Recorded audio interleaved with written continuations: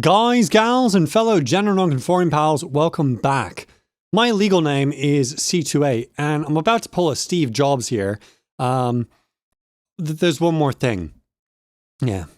So you remember last video log where I said, hey, last final thing, that's it. There's another thing. Mixing assessment. That's probably important, isn't it?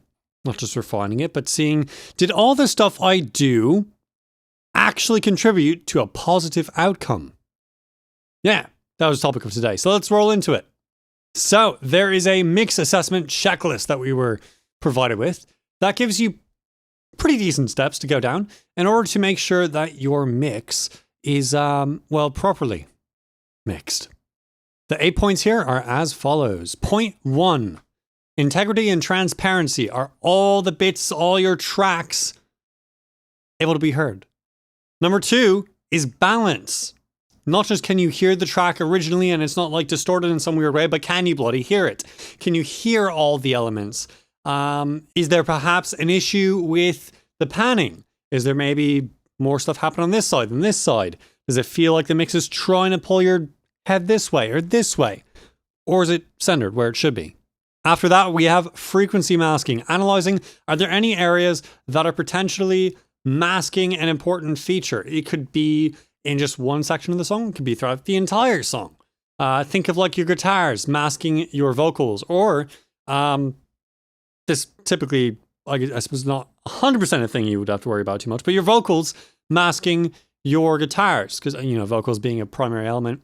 You probably use some feathering EQing, getting the harmonics flip-flopped around to do that right. But making sure you have a good balance in your mix is important. The next step is key points, focal points, the key elements of your mix. Think about solos.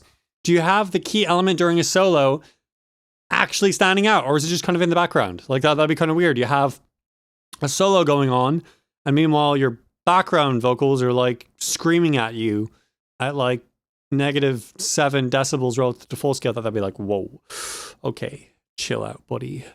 After your focal points and highlights, you want to focus on the metering of your tracks and the master fader. This takes a lot of forms, but primarily it's going to be just making sure, did your gain staging get incorrectly manipulated throughout the process of mixing? And of course, fixing that if it did. Phase correlation is up next, and that's just, you know, phase. Are things canceling each other out? Is there a nice phase relationship in the song? And you can just use the phase analyzer to see that.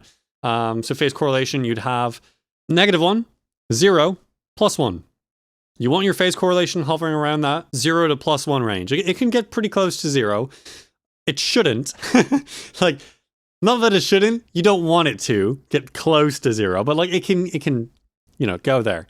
But you don't want it going past 0 into the -1 territory. That definitely shows poor phase correlation. And the final two here are reference mixes and peer reviews. So reference mixes, just as mentioned before in the early video logs, we were picking a reference mix we had to use, or a few of them to use throughout mixing this song. And you should be doing that with your tracks. You should have something that's kind of sounding like what you want this track to sound like, this session, this song to sound like, and reviewing it. Think about the timbral qualities. Think about the spatial qualities. Think about the level of everything, how things are balanced. Think about all that and compare it to your song. Get a fresh set of ears on something that's not what you've been mixing to be like, oh, wait, I'm missing this and this. And I don't even notice it because, you know, I'm not hearing it. Your ears will get used to the same sound over time. So it's good to have a new, fresh set. And on that point, peer reviews. Have your mates check it out. Have a mentor check it out.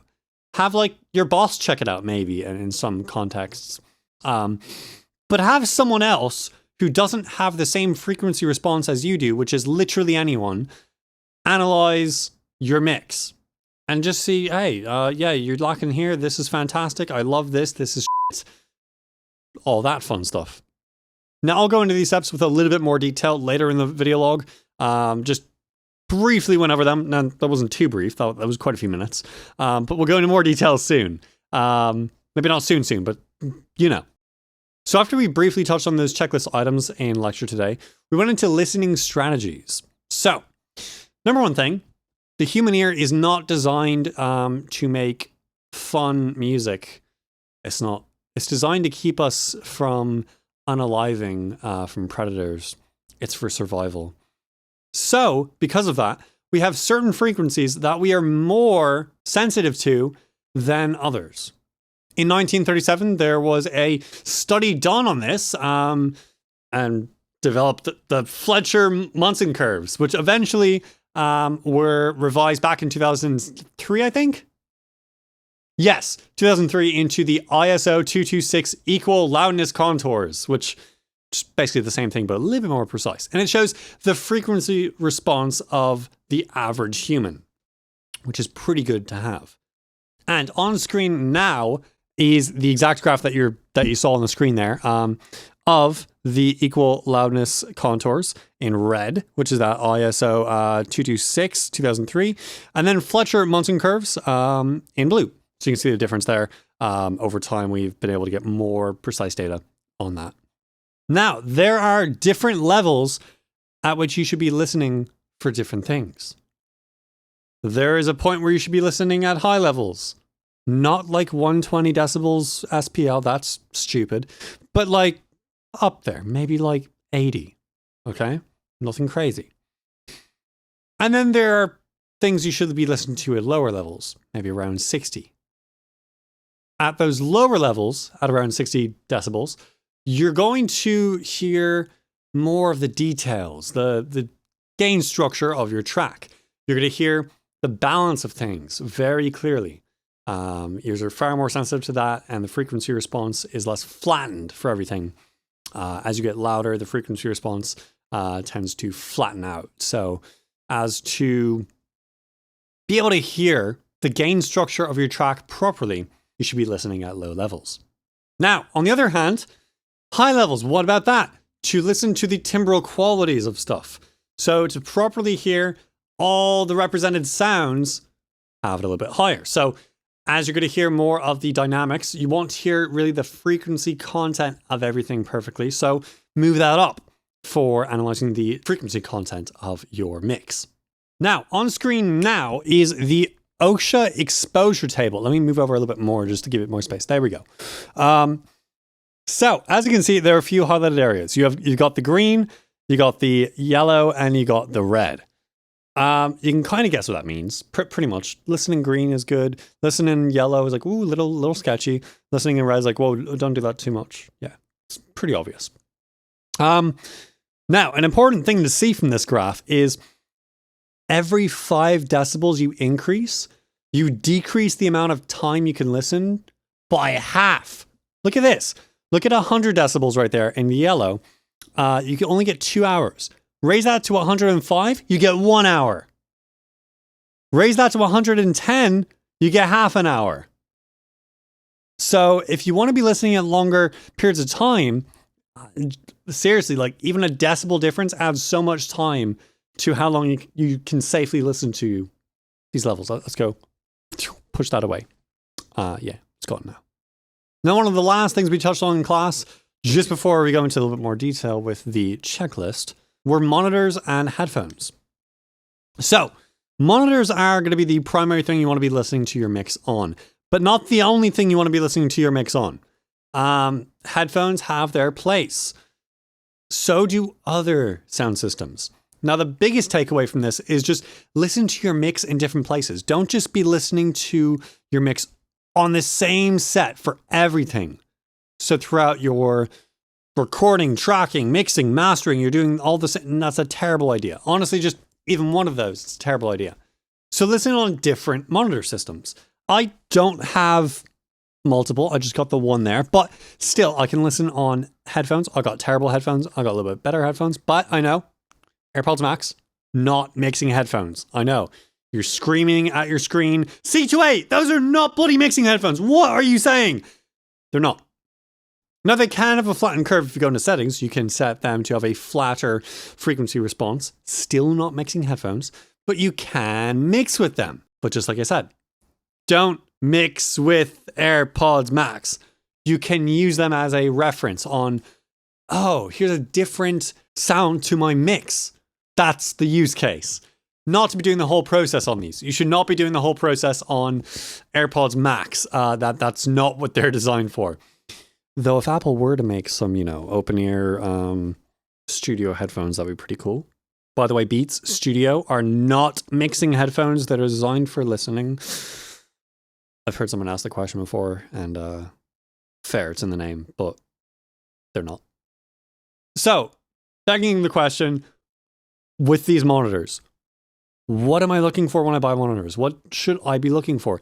Nothing that says that they're enhanced or they give you better sound. You want something that tells you they got a flat frequency response. And don't just trust what they're saying.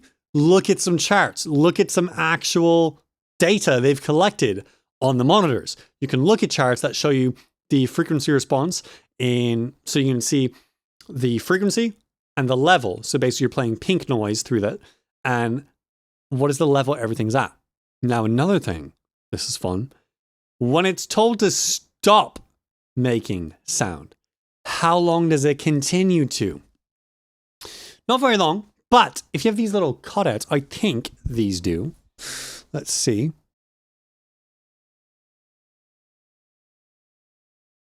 So this here, there's a little hole. See that hole? That hole is to allow more low-end frequencies to come out. Let me sit back down to explain more about this hole. A lot of them will have this. So to compensate for not having great response on low end, some cabinets will be ported, meaning they have that little hole, which allows low end to escape. The side effect of that is it rings out for a much longer time. There's not actually a driver for that. So because it's just an open hole, well, that's going to be an issue. Think about this, like the cavity of the cabinet itself. When you have a driver pushing out, it's going to suck air in. When it goes in, pushes air out. It's also doing the opposite. So you might even get phase issues with that. So you're not properly hearing the mix. Now, some of them can sound great, but overall, it is technically a downside to have it. So any like couple $1,000 system you're going to find, like this $6,000 systems, they're not going to be ported for that reason. Adds resonance, adds phase issues. It's not giving you a proper show of the actual low end. It's just kind of compensating for the lack of it, making it a little bit louder and level. Mounting's another thing. As you see, they're just directly on my desk. Don't do that. I don't have this space to have monitor stands where I'm currently at. Hopefully that changes with the next place I'm at. We'll see. Ideally, you should have these on their own stands that are the exact same size or just slightly smaller, but hopefully like the exact same size as the base that's going to be sitting on the surface. Because you don't want the frequency response of your desk getting in the way. I do have that. I have the frequency response of my desk getting in the way. Anything it's on is going to also vibrate, which is going to make sound.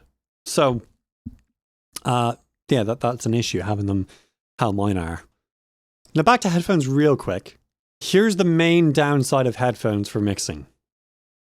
While a lot of people use them for listening, hearing stuff, if I solo my right channel and I'm hearing just what's going in the right, or I have it panned all the way to the right, from your perspective, to the right, and this is my left. If it's all the way to the right, are you going to hear it in your left ear with monitors?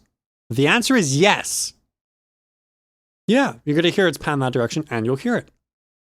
You're not going to hear it with these. So it could be a pro, it could be a con. But just know it's going to sound different. So mix with something that's going to give you the most accurate representation of what you expect the audience to hear. Maybe you want to focus more on the headphone mix. You like the idea of things being isolated. Maybe you want to focus on, the monitor mix. I like how things blend. Maybe that gives you some ideas on how to repair the headphone mix. Maybe don't pan something all the way that way because you don't like how it sounds in the headphone mix. You wouldn't hear that in the monitor. So headphones have their place. Headphones also have not their place. Just know what you're looking for. Now, finally, we're going to revisit that checklist and go into a little bit more detail with every single aspect. So, first point here is on integrity and transparency. You're confirming each element has the original timbre, the original sound that it had when you put it in, or an enhanced version. So you had this like crazy ringing in the snare that you didn't want. You got rid of it and it's not there anymore, but it makes the snare sound better. Stuff like that. And check out the tracks one by one, not by soloing them. What? Not by soloing? Then how am I going to? By muting them. This may not make sense at first, but listen. Mute the track you want to listen to and notice it's missing. Unmute it and focus in on the new sound to hear how it sits in the mix. So instead of just focusing on it solo by itself, where you're not hearing how it interacts with every other frequency, listen to it with everything else. Mute that element, realize it's gone, put it back in, listen to what's new. Does it sound good? Is there something that needs to change? Do that with all your elements. Well, I don't care if you got 80 bloody tracks. That's your doing, mate. Unless you're like just hired to make something. And in that case, it's just your job. The point is, do it. Another thing you can do is bypass your plugins. Pro Tools has plenty of great shortcuts that enable you to bypass specific or all shortcuts. You can do Shift E to get rid of all your equalizers. You can do Shift V to get rid of all your reverbs. You can do Shift C to get rid of all your compressors, or you can do Shift A to remove all your plugins. Bypass them, that is, not like delete them from the insert or whatever. A, B, that. C, do these effects actually help the mix? If you bypass them and it sounds better, you did something wrong. So check that out. The next step again is reassessing balance. Are things leveled right? Are they panned the right way? Does everything sit where I want it to? Think, can you hear every track in the mix? Is there a track that's like there, but you can't hear it? You're like, I know it's when it's gone, but it's like, I don't even kind of really hear it. Just like that, there's a little bit of a drop in the mids, but well, then maybe that track's not mixed quite right, is it? Unless it's like a mid oscillator, like it's just like a 500 hertz oscillator. Who would do that? And conversely, is there a track that sticks out too much in the mix? Is there perhaps just one moment where something is just boom, it's too intense, and maybe you just automate that away. Go into automation, and instead of like going crazy tweaking a compressor, you could just level drop right there, just there, fix it, and it's good. Now, some solutions here for fixing, say, effects that are giving you issues. With a reverb or a delay plugin, changing the pre-delay can help a sound closer or further away in the mix. So adjust your pre-delay. If something sounds like it's too far in the back of the mix, because of any reverb or delay plugin you're using, adjust just the pre-delay. See if that can fix it. And another thing, decay time. You don't really want a whole lot of decay, like 1 to 2 seconds, 3 seconds. It could be actually quite a bit. You may not want that. The lower your decay time, the less masking, the less lingering you're going to have. Of course, less lingering because that's what it's doing. It's decaying. So instead of trying to compensate for a weak reverb or a weak decay by upping the decay time, change the pre-delay. Change the level of the send of the actual aux. Change that. That way you're not going to have this lingering reverb that just muddies everything up and masks everything that you're trying to hear. Another thing that can help is using your session tempo to calculate what delay time you should be using. 60,000 divided by the BPM is a great thing to use. It'll get you your quarter note delay time. For the decay, you want that many milliseconds. So take like, say, 60,000 divided by 120 BPM. Most common. And your quarter note delay with that is going to be 500 milliseconds. Easy. And then you can divide that further to get your 8th note delay, 16th note, 32nd note, etc.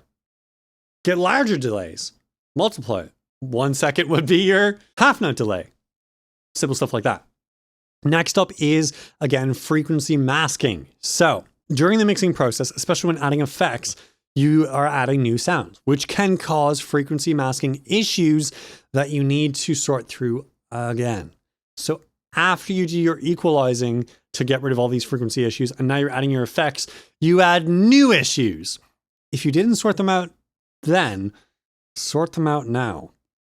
And some of the solutions you can use to fix these are making adjustments in pan, volume, EQ, delay. This will change the space. This will change the dimensionality of your track and potentially stop it from being masked or masking another frequency or another track.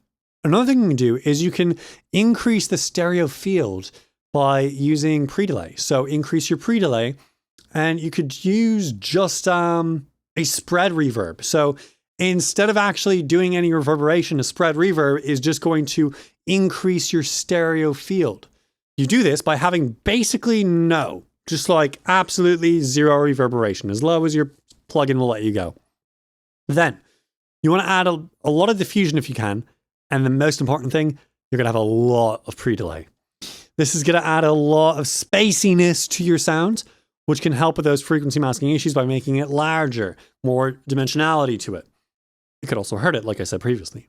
The next point is kind of a weird area to teach and train and be like, yeah, this is how you do it. It's the focal points and highlights in the mix. Are things musically sounding good? Musically, that's more like the creative aspect of it. So think about what your key elements are. Truly, think about, okay, are the elements supporting my sound here? Think about the chorus. Does the chorus actually emphasize this one key element? Or is it kind of staying the same level and it's like, it's maybe being masked by everything else getting louder? Could be an issue. Maybe use something like a ducker to get certain tracks to lower in level when it hits the chorus so that the sound can project, or just automate it to have that louder in level, or add some sort of delay or reverb to your track. Think about adding a sense of anticipation in the mix. Like maybe there's a very particular sound that you can give, say, the drums or the vocals or something that's like real good ear candy, but it only happens in the chorus. It's missing throughout. Gives little hints to it happening earlier, beforehand. And the audience is pulled in like, ooh, this is about to happen. And then it hits and they're like, yay, the thing I was waiting for is here. And they're happy and satisfied with that then. Yeah. 4 more things left. The 5th thing here is doing your meter check on your tracks and your master fader. So again, you want to shoot for an average of -6 decibels relative to full scale, peaking no more than -3.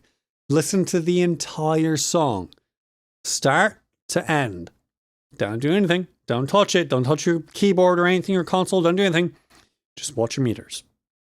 Especially check your master fader and check the RTA there.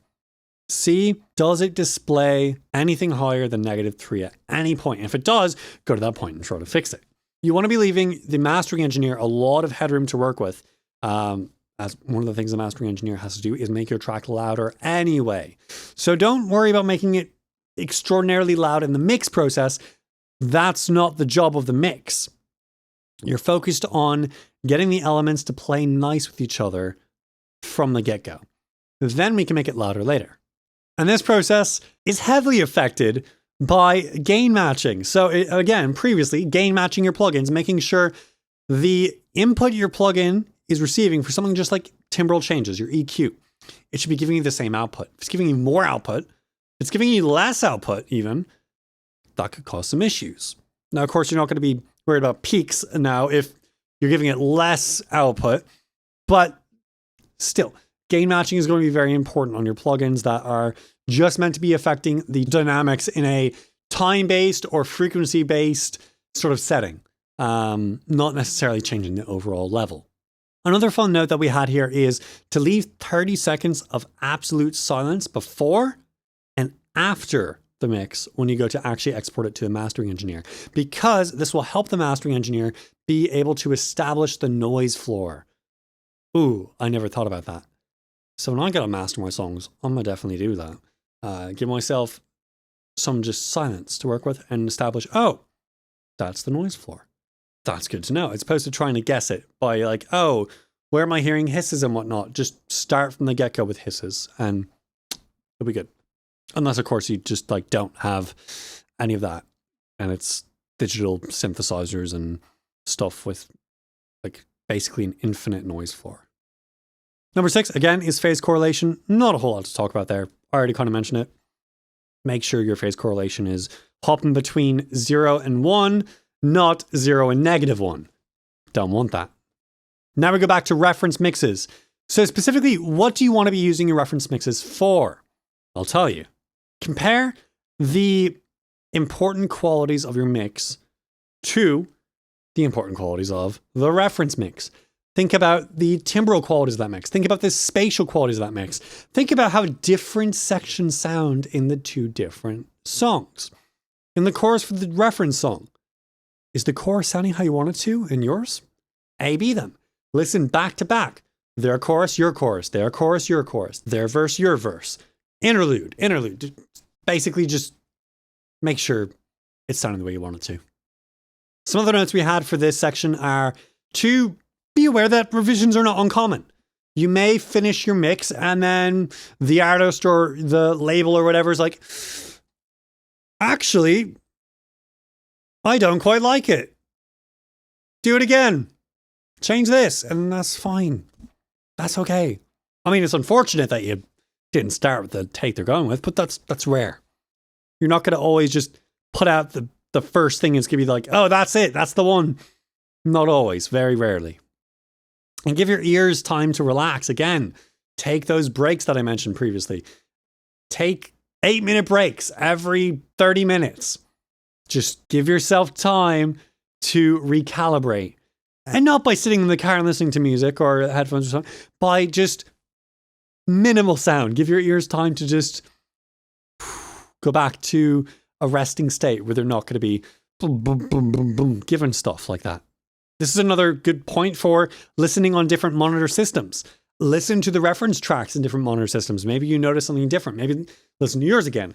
Listen to them on different things, the same things. Just try different things to try to get the truest possible recreation of the sound that you can.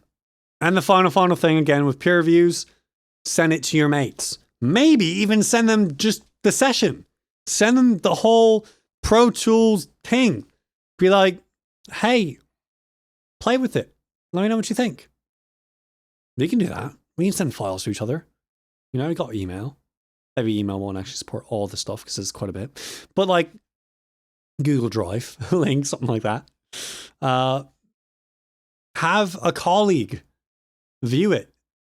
I mean, you don't have to like pay someone to review your stuff. You could just call your mates up, be like, hey, I've got a project I'm trying to release, and maybe not even a musically inclined or audio engineer type person. If your friend's a baker, ask your baker friend to listen to the mix. Ask your optometrist friend to listen to the mix. Ask your lawyer friend to listen to the mix. Just like anyone who has ears and can hear. Or if they don't have ears and they can hear. I mean, just as long as they can hear, I suppose.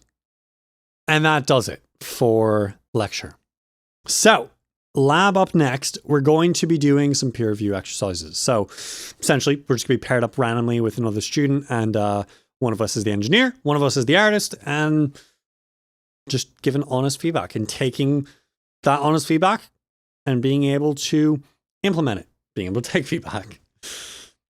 We also have an exercise on the LMS where we are going to upload a bounce of our mix, and then other students will be providing feedback on that. And then, of course, we'll be providing feedback to others to get feedback in that way. Peer review is a very important process, and I definitely use it when I'm doing my mixes. It's a point that I definitely take seriously. I got my mate who makes that fire that I definitely reach out to him like, hey, mate, can you take a look at this before I release it? Can you, maybe things we should tweak? And it's good to have a mate that you can trust do stuff like that. Yeah. So there's not anything else left for Full Sail. So C28 stuff. The class is ending this week. So expect, hopefully, goodness I hope. I don't know what the load is going to be like next month, but I really, really hope that I have more time to do stuff. Yeah. As you saw with the video, the McDonald's kombucha is still brewing. I'll be doing checkup today, and I'll try to do checkups every day, but if I don't get to it every day, whatever. It's going to be a week and a half, I think, until it's done.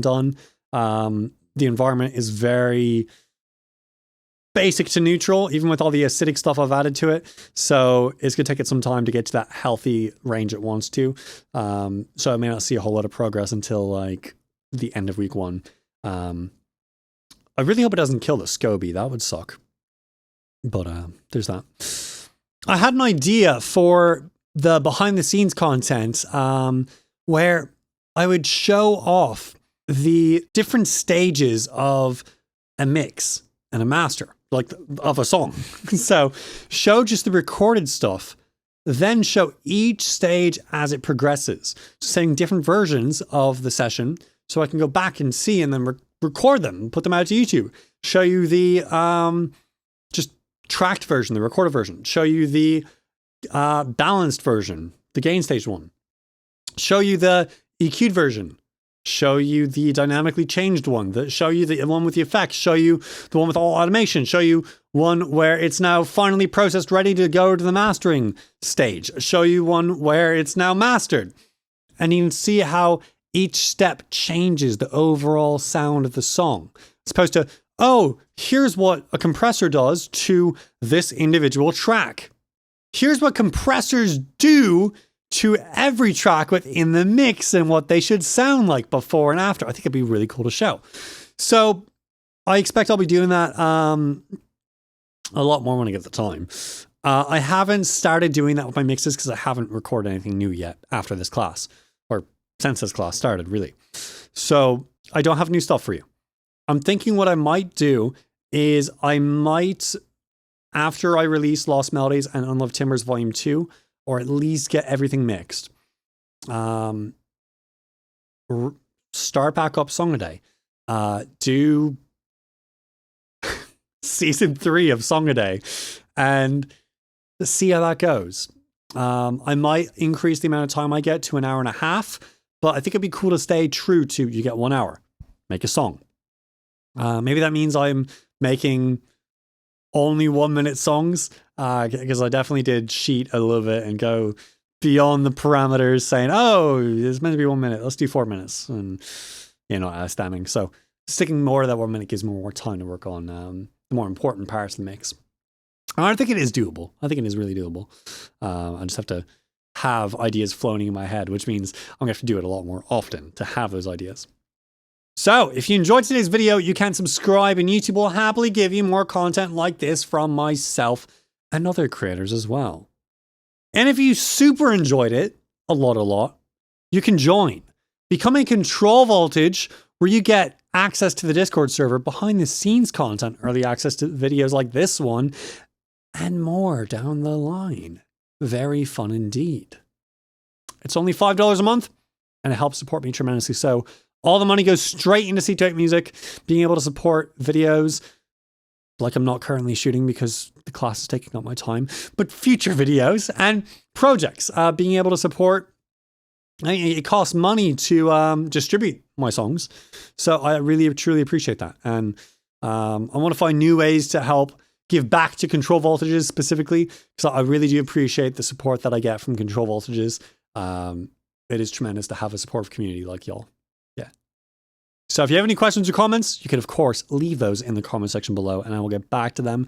Post them in the space if they're really nice and I enjoy them a lot, or if they're just like really interesting for people and they should see it. Yeah. I think that's it. So I hope you all take care of yourselves. God be with you. And goodbye, YouTube.